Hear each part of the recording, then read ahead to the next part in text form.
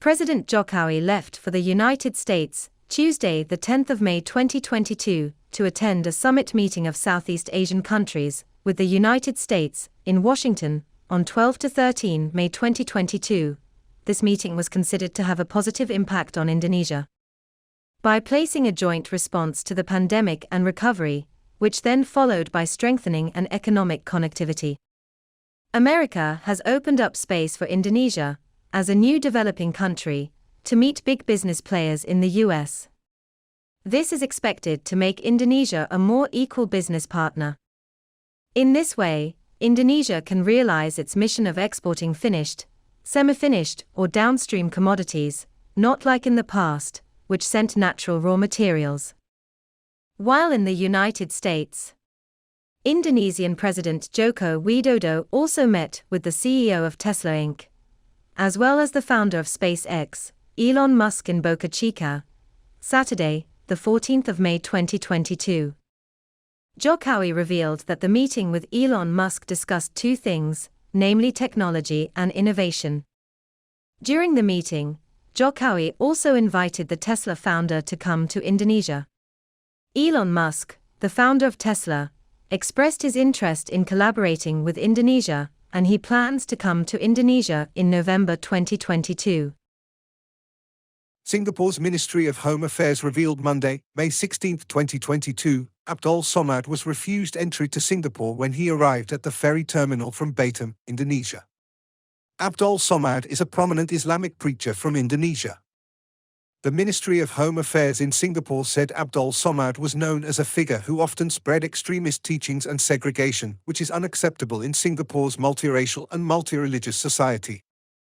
The Ministry of Home Affairs in Singapore stated that Abdul Somad had preached that suicide bombings were legal in the context of the Palestinian-Israeli conflict. Abdul Somad also often insults other religions such as Christianity. In addition, Somad openly refers to non-Muslims as infidels. Apparently, this rejection event is not the first time. Apart from Singapore, Abdul Somad has also been refused entry in a number of other countries. It is noted that in recent years he has been refused entry to Hong Kong, Timor-Leste, the Netherlands, England, Germany and Switzerland.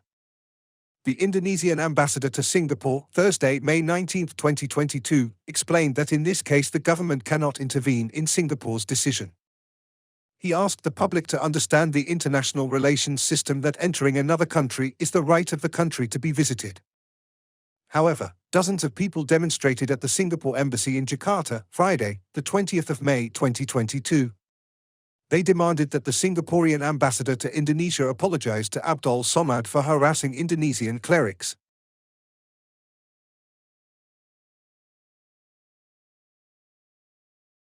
A tourism bus carrying 25 passengers had an accident on the Surabaya-Mojokerto toll road Monday, the 16th of May 2022, at around 6 o'clock.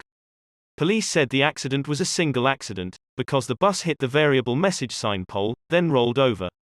At the time of the accident, the traffic situation was smooth, and the weather conditions were clear. The National Transportation Safety Committee conducted an investigation related to the deadly bus accident that killed 14 passengers on the Surabaya-Mojokerto toll road, on Monday, the 16th of May 2022, morning. The following are some of the findings presented. 1. It is suspected that the bus driver fell asleep while driving. This is because the bus driver was tired after the trip. The committee has combined traces at the scene, where there was no trace of braking. 2. The driver who drives the bus is a Kernet, not the original driver, and does not yet have a driver's license. 3. Bus speed below 100 km per hour, when traveling at normal speed.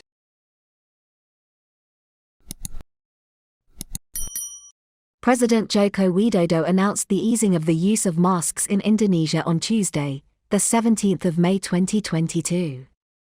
1. This applies to people who are active outdoors or in open areas that are not crowded with people. However, people are still required to wear masks when doing activities in closed spaces and public transportation. 2. Meanwhile, people who are categorized as vulnerable, elderly, or have comorbid diseases, are advised to wear masks when doing activities. 3. The same rules also apply to people who experience symptoms of coughs and colds. they are still required to wear masks while on the move. The policy of easing the use of masks is related to the handling of the COVID-19 pandemic in Indonesia, which is increasingly under control.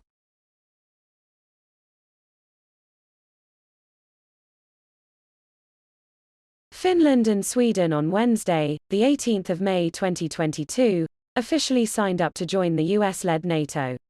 Sharing a 1,300-kilometer border with Russia, Finland initially remained militarily non-aligned for 75 years. However, after its powerful eastern neighbor Russia invaded Ukraine in February, political and public opinion turned in favor of NATO membership. Russia has repeatedly warned of consequences if Finland joins NATO. Meanwhile, Turkey will reject Sweden and Finland's membership in NATO.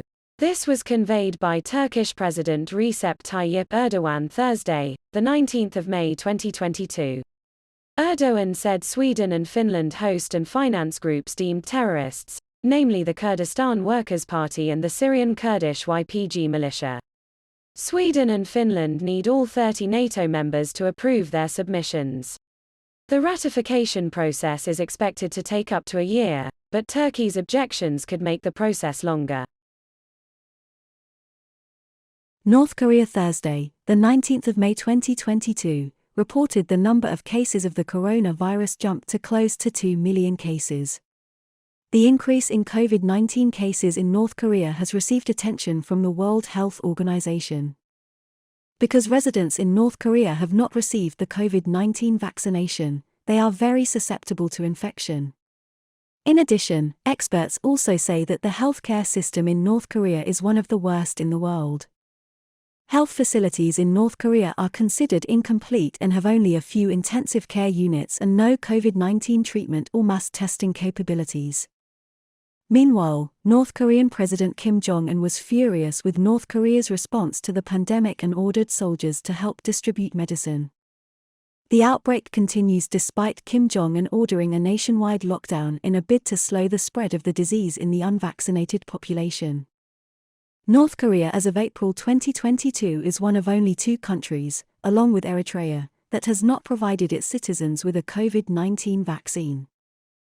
That's despite ongoing international efforts to supply the highly reclusive nation with vaccines. Pyongyang last year rejected nearly 2 million doses of AstraZeneca vaccine, and nearly 3 million doses of Sinovac vaccine offered by the international COVAX program. Kim Jong-un's government instead requested that China's Sinovac vaccine be reallocated to the worst affected countries. Experts say Pyeongchang's dissatisfaction with the amount and type of vaccine on offer may have prompted them to refuse shipments. South Korea plans to provide North Korea with a COVID-19 vaccine and other medical supplies.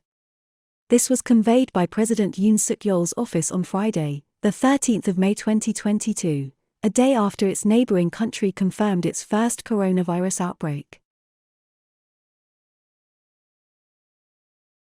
President Joko Widodo has again opened the tap for exports of crude palm oil, CPO, and cooking oil raw materials starting the 23rd of May 2022.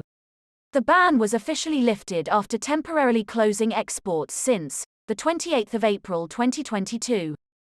The coordinating minister for the economy of Indonesia on Friday, the 20th of May 2022, said the government would reissue the Domestic Market Obligation, DMO, and Domestic Price Obligation, DPO, regulations for crude palm oil. This rule is solely to maintain the availability of cooking oil in the country.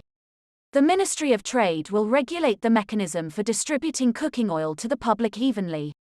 Meanwhile, India officially banned the export of wheat to foreign countries. The export ban was due to a heat wave that caused limited production and high domestic wheat prices. Meanwhile, the world's supply of wheat has been limited since Russia invaded Ukraine last February. Rising fuel, labor, transportation and packaging costs have also pushed up wheat flour prices in India. The ban on wheat exports is considered to threaten global supply. This will certainly have an impact on the sustainability of businesses that require wheat and also animal feed, which partially uses a mixture of wheat, potentially causing the price of meat and eggs to rise.